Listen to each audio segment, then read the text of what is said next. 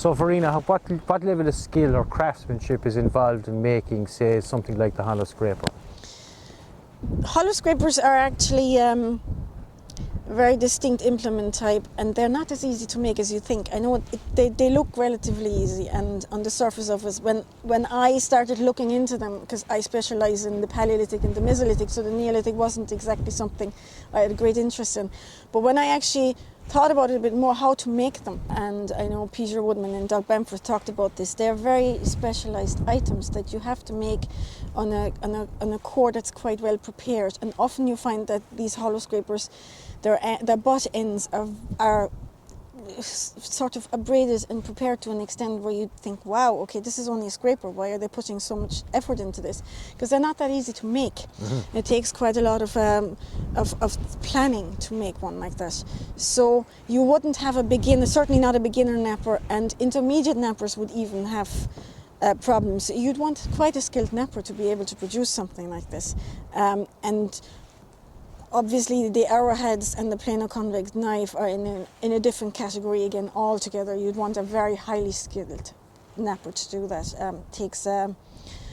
It takes a good bit of training to get that done.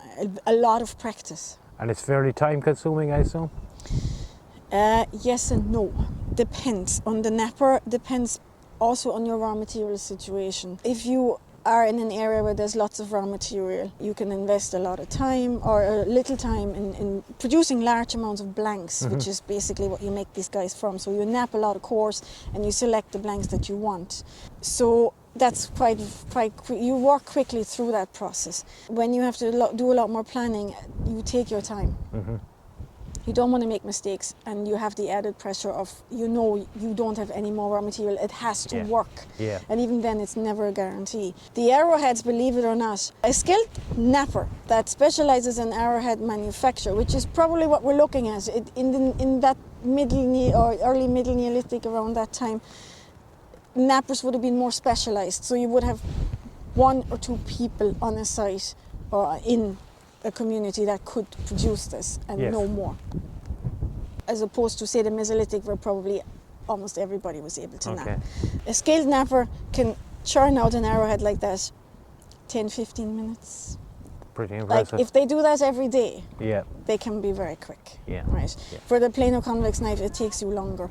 But the level of skill that you have to attain to get to that end product, it takes a lot of practice. Okay. And even more raw material, and this is where the problem is, particularly in the southern region of Ireland. It's raw material stress.